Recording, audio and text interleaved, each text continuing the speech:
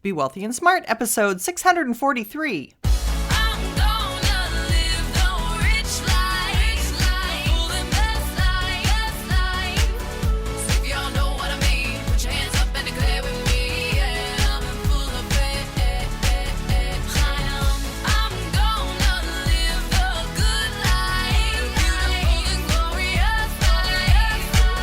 Step into a world of wealth and financial freedom without budgets, boredom, or bosses on Be Wealthy and Smart. And now, here's your host, Linda P. Jones. Welcome to Be Wealthy and Smart. I'm Linda P. Jones, America's Wealth Mentor, empowering women and men worldwide to financial freedom. On today's show, we're going to talk about how to resist overspending during the holidays. And I really felt like this was a topic I wanted to talk about. You might not have a problem with overspending, but many people do have a problem with overspending during the holidays. And the real issue is there's so much overspending that there's a debt hangover in January that takes them a good part of the year, the next year that is, to pay off. So maybe we could head off this problem right at the beginning, at the root of the problem, so that that doesn't happen. Now, while my experience is celebrating Christmas, you might be of a different religious persuasion and might be celebrating Hanukkah or some other holiday. So this can apply to anyone, no matter what holiday it is. I suppose it could even apply to birthdays. But please excuse my focus on one particular holiday, but that is my realm of experience that I'm going to be drawing my examples on. So if you are of another religious persuasion, I think this will equally apply to you, no matter what religion or what holiday you're celebrating, as long as you're buying gifts. So when I think about the holidays and gift giving, there's a lot of really great things about that. I mean, who doesn't love exchanging gifts, whether you do it with family or friends? It is, of course, a really fun custom and celebration. But somehow we got really off track with this, and there's all kinds of expectations that can be attached to gift giving. For example, your perception of how gifts need to be given may be completely different than someone else's. I mean, think about what is it that you really enjoy about giving gifts and receiving gifts? Is it the surprise part of it? Getting something or giving someone something that they had no idea they were going to receive, or you faked them out and they thought they weren't going to get it, and then they got it. I know when I was younger, my parents did this to me all the time, where they'd tease me that I hadn't been good enough for Santa to bring the right gift, and then lo and behold, it would appear. Or maybe there's the idea that you have to spoil the other person somehow, that you just want to give them so much that you really want to feel like you're spoiling someone. Some people might feel that that's important to do. Other people might feel like they need to have just a massive volume of gifts. I remember hearing about a mother who would buy so many presents for her children that literally the living room would be knee-deep wrapped in presents under the tree, and people couldn't even walk into the room, which sounded grotesquely overdone to me, but by the people telling the story, they thought it was fabulous. Imagine if that goes on generationally and they're doing that to their children because that's their perception of how gifts need to be given.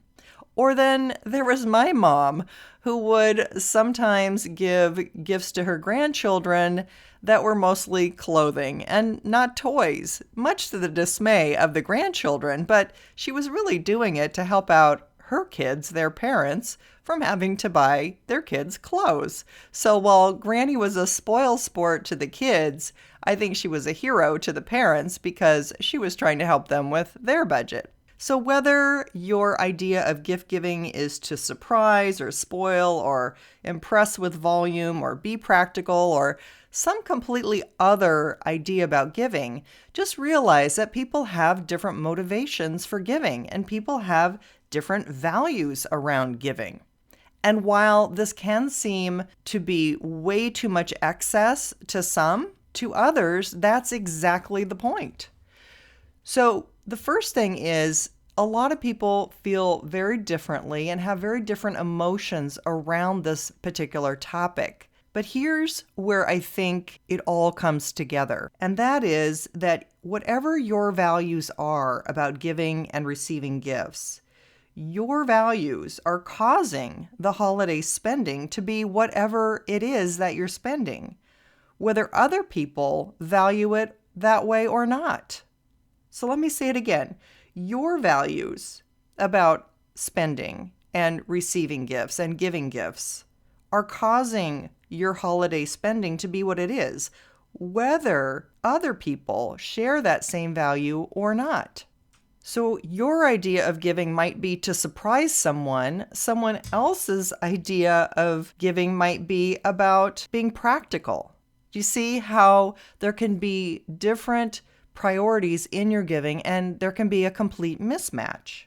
This is not about how much money you have and whether someone having more money who can give more is better than someone who doesn't. That is absolutely not what I'm saying. And I can certainly remember times when we had lots of Christmas presents under the tree and times where we had very few Christmas presents under the tree, depending on what was going on with my parents' investments.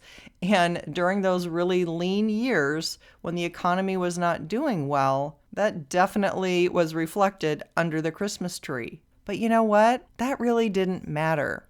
Because here's the thing. After all the Christmases that I spent and all the good years and the lean years, you know what was really funny? If someone asked me right after opening presents, "What did you get for Christmas?" I could literally only say a couple of things, even if I had opened an enormous number of packages. I could literally only remember a couple. Why is that? Well, probably because there were a couple that I really wanted, and then there was a whole bunch of stuff that I probably didn't really care about. That was, I'm sure, nice and given with good intention, but, it didn't really register with me one way or another. And maybe that's terrible and I was completely spoiled, but it's just the truth. I could literally only remember a couple of things after opening dozens of gifts. And there were usually only a couple of things that I was really looking for. As a young girl, one of my prized possessions, hysterically, was the Easy Bake Oven, which I loved. I wanted that so badly. And getting my Easy Bake Oven was the end-all be-all to me, which is hilarious because I'm not the greatest cook today. So it absolutely didn't get me started on any great career path of great cooking, but it was the most fun thing to mix up some batter, put it in a pan, and have a light bulb heated up into a real cake. That was pretty cool. But that gift was the thing that I really wanted. And I can't remember anything else that I got that year. And I would imagine most people probably can relate to that. There's one or two things that you really wanted, or you were really hoping to get, or if you had the money to buy it, you would buy it yourself. And that's why what I'm going to advise you to do is so important. And that is to not assume that giving people a lot of gifts or giving people a surprise gift is necessarily going to be what they want. To understand what they want, we have to do one thing, and that is ask. Ask them what they want. I think one of the greatest things about technology and giving is to have your own shopping list that you can put online. And then people can actually go to Amazon and buy you something from your list. That's pretty cool because it's actually something that you want.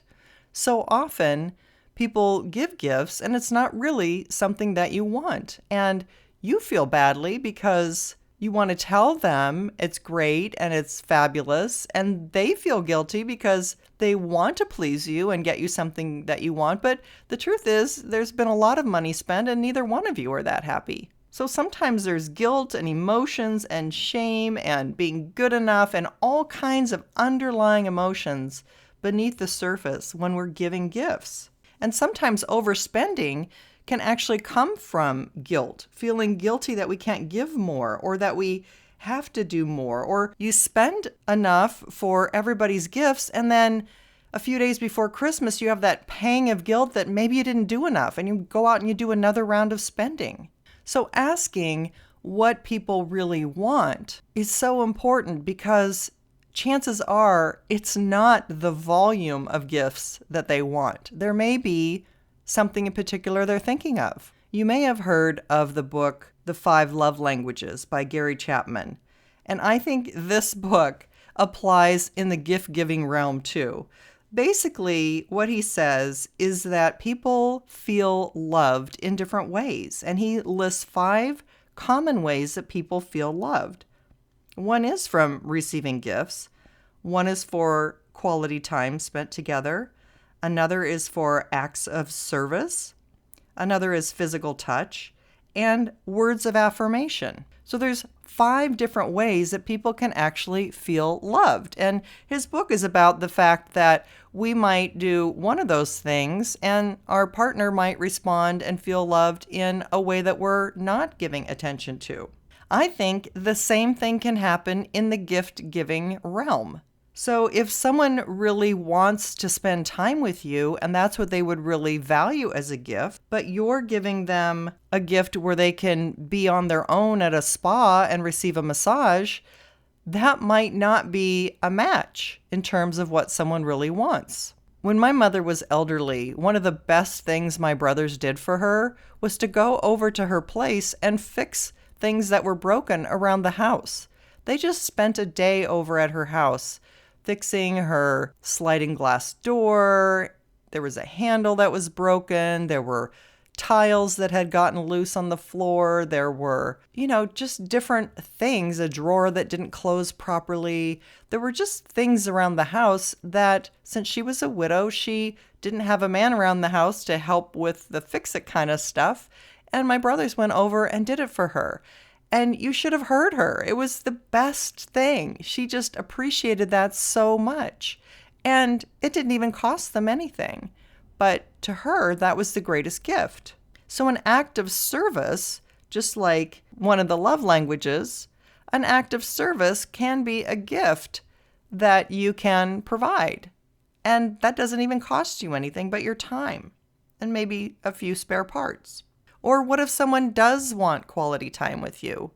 I know when my husband was alive, we loved to give each other cruises because we would go on a trip together and get to spend time together. And so that became one of our gifts to each other, was a way to spend time together and travel. For someone who values physical touch, a spa certificate or a massage certificate could be perfect for them. For someone who feels loved with words of affirmation, something like a very nice card and maybe a plaque saying they're the world's best mom, like I gave my mom in 6th grade and she proudly hung on the wall, was one of her favorite presents. And for people who love receiving gifts, well, you just have to ask what it is they want.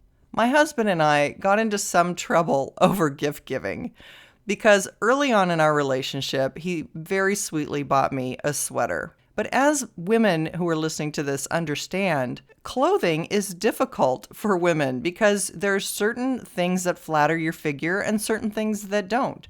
And the particular sweater that he gave me hung on me like a football jersey and made me look like a football player. I generally need things that show a waistline, and if I don't have that, I can look like an enormous person. So I proudly wore his sweater, even though I felt like I looked like a linebacker in it. I proudly wore it while we were dating.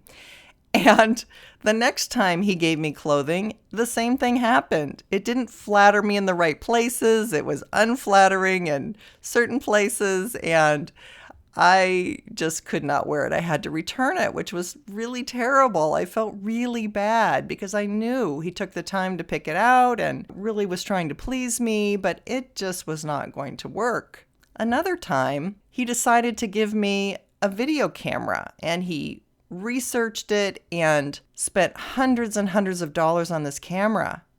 And the problem was, I did not want a video camera. He wanted a video camera, and he gave it to me for Christmas. Well, you can imagine that did not go over well in our house. And from that point on, we got an agreement together that I could actually pick out my own presents for Christmas All he did was give me a budget and tell me how much my budget was to spend, and whatever it was, I was fine with. But I literally loved shopping for my own present. I hate to admit that. It probably sounds terrible to you, but I'm telling you, it was the most fun I had all year in terms of shopping and looking for something and figuring out what it was that I was going to buy. And I was going to have a piece of jewelry or something and then say, yes, my husband gave this to me. And it was going to be something I would adore and love and have selected through thousands of things and spent time looking for just the right one. And he would get the credit when I picked that thing out and was so happy with it. So it was a win-win for us. But I realized that some people think that's probably terrible, that it wasn't wrapped up and I didn't know what it was and I wasn't surprised. And he didn't have to spend all the time to do it. I didn't care. I was thrilled because I got the thing that I really wanted. He was thrilled because he didn't have to spend the time shopping, which he didn't like to do. And it worked out great for us. So here's my point. In order to make the other person happy, you really need to ask, what is going to make them happy? Because him buying unlimited gifts for me or picking out more clothing for me or picking out some other thing or not knowing what to pick out for me and guessing and me being unhappy, it just is a recipe for disaster. And yet we've spent so much time doing these things and so much money doing these things. It's not about the price tag. I don't care if it's a $5,000 gift, a $500 gift, a $50 gift, or a $5 gift. There's something about being able to search for just that right thing and pick it out that would make it feel really special to me. This might go back to my childhood because when I was in high school, my parents would give me a budget for clothing for school.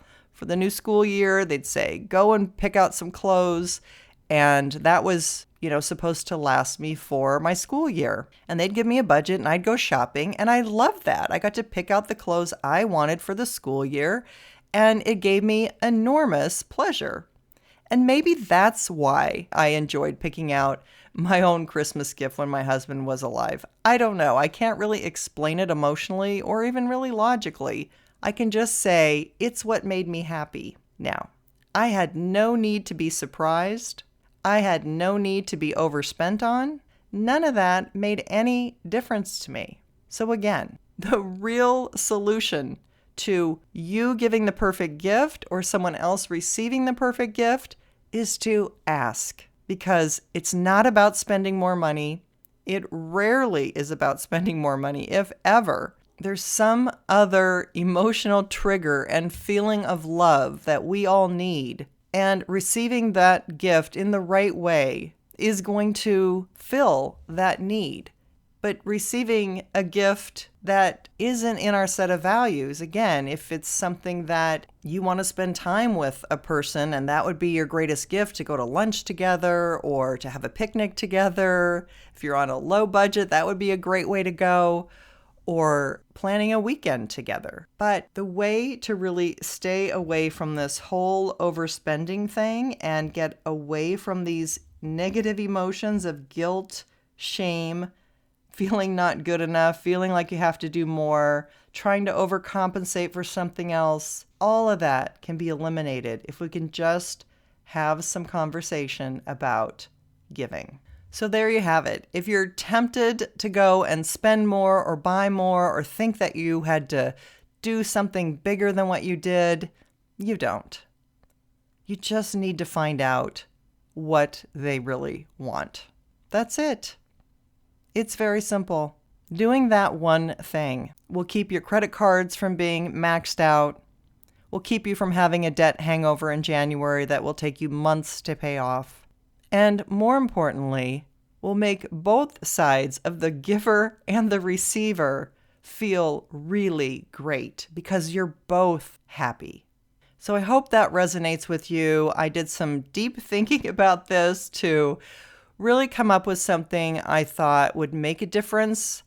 I don't think the whole budget idea and sticking to a Christmas budget or holiday budget is necessarily the answer because people just blow right through those budgets. they don't stick to them. And that's because the underlying emotion gets to them. So rather than tell you to try and budget or try and stick to something, only spend this amount, no. I'm going to tell you, find out what the other person really wants, what they really value, which might not even be a physical gift at all. It might just be fixing something in the house for them or going somewhere with them. But try it and let me know how it goes. If you haven't yet subscribed to Be Wealthy and Smart, hit that subscribe button and you'll be notified as soon as new podcasts are available so you never miss one of them. And don't forget, the whole library of podcasts is on my website at lindapjones.com/podcasts. There's a grand variety of different financial topics, a wealth mentoring library just waiting for you to start with creating a wealthy mindset or how to save more, how to start investing. All of these things are there for you. That's all for today. Until next time, live the good life and be wealthy and smart. Thank you for listening to Be Wealthy and Smart with Linda P. Jones. Share the wealth and tell your family and friends about the show. Check out our website, blog, and social media for more riches at www.bewealthyandsmart.com.